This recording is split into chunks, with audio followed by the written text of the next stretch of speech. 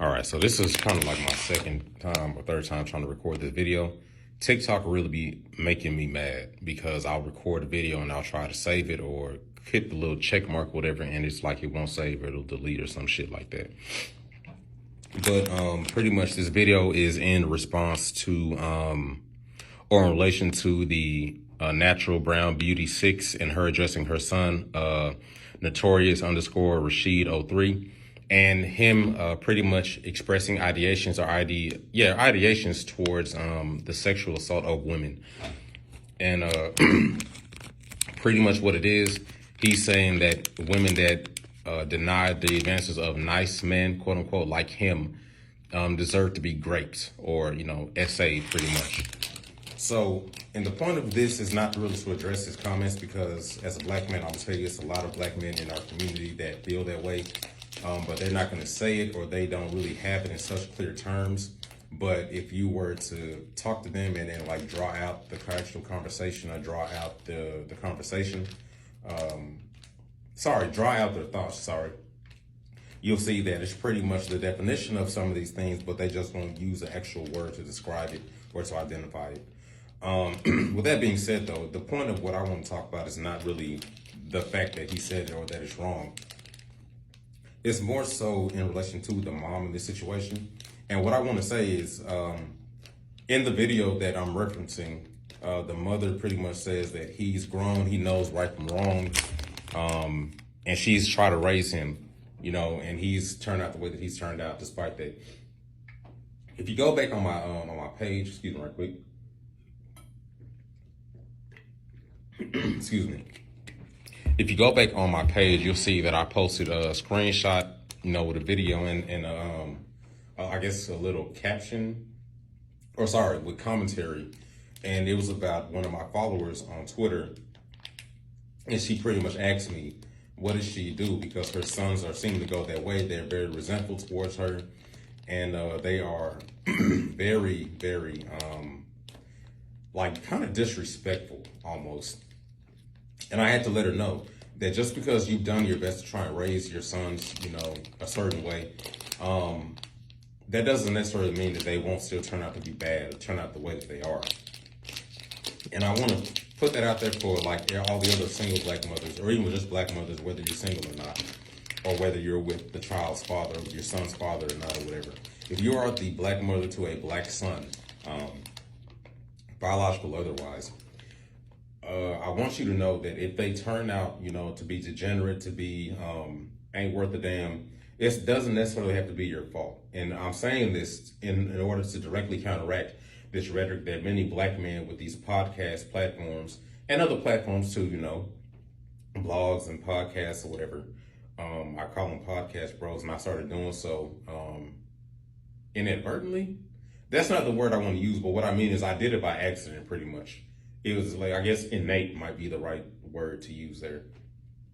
So, but these podcast bros, it doesn't really matter what it is. But my point is, a lot of them like to spin the rhetoric that the black community is the way that it is because of the way that single black mothers or black mothers are raising their sons.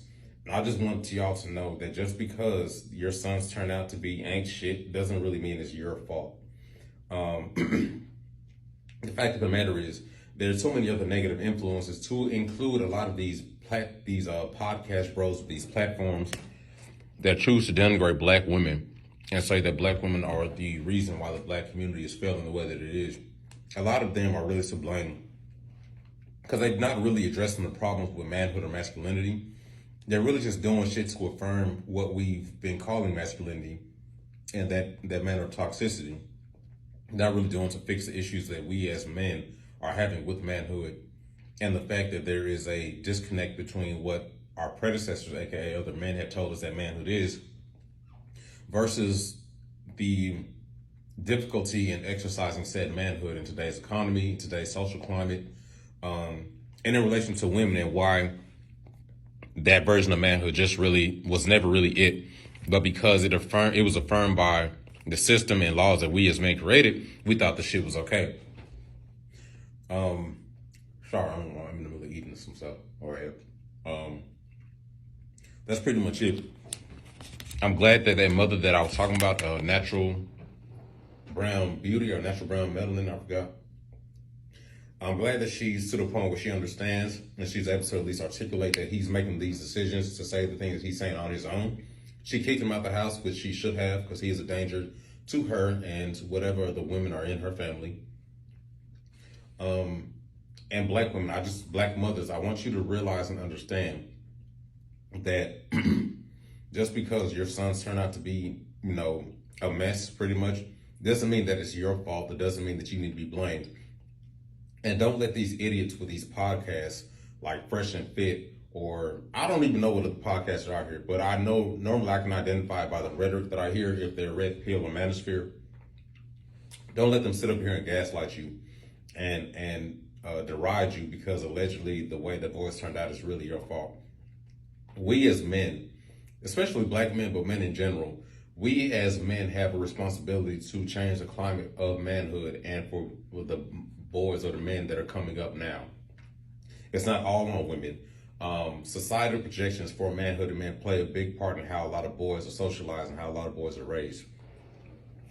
You can be one of the best mothers ever, and your son will go to school, go to a place outside of your sphere of influence, and all of a sudden they learn the notion that boys will be boys, or that boys interact like this, or that boys are supposed to do this when they like girls or whatever.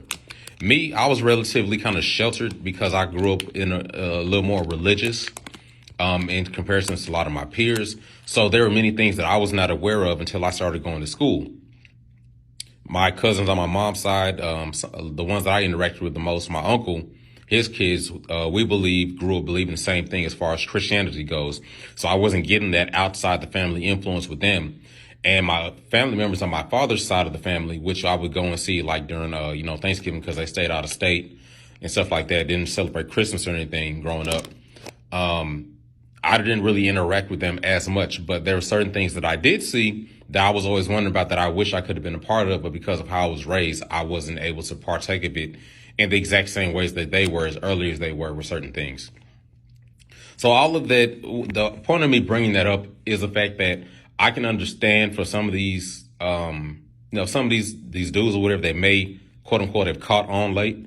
But the point that I'm trying to get to is that at some point in time, these kids will be outside your sphere of influence as a mother, and they will be influenced by outside sources. Some of those outside sources can be good. Some of those outside sources can be negative. In this case, we're talking about the negative ones, and a lot of these negative, sources are being provided by other older men. I think it was DMX that talked about the first time he took a hit of crack and it was an accident. And it was because his OG, or maybe it wasn't his OG, but somebody that was older than him, somebody that he looked up to, gave him a blunt laced with some crack. Or maybe, was it wet? Was it wet? I don't remember what it was. Whatever it was, though, he wasn't supposed to be doing it no 14 or 15 years of age. So my point is, a lot of these things that men nowadays are complaining about, some of it does have to do with single mothers and like how boys are socialized as a result, to try and be tough, or, mothers trying to be tougher on their sons because they want to be strong and masculine, which I can understand that. But then the rest of it has to do with literal things that men, i.e. our predecessors, have put into place or enacted in society that we are still, even the black community, still dealing with the effects of, that don't have anything to do with women. So black mothers, if you have a son that's going that way, I'm sorry. If you're doing your best to try and turn him back or try and give him advice, understand that at some point in time, you're going to have to cut your ties with him because he will become a danger to you and become a danger to whatever women is in your family. If you've been trying to stop him from going that way and he still goes that way, understand that it's not your fault. And don't let, especially these black male podcasts, tell you that it is. Because the fact of the matter is that if we as men want to blame you all, we actually have ourselves to blame because we created a culture that really led up to this type of thing as far as men condoning other men's bad behavior. And it's not all men. But the fact of the matter is that not a lot of us, but there have been enough of us throughout history really, that has made social climates like this to where men are doing this incel, degenerate, red pill shit and then peddling this stuff, all this rhetoric about women. We've made that shit okay, which is why you have so many that are bold to have these podcasts denigrating women.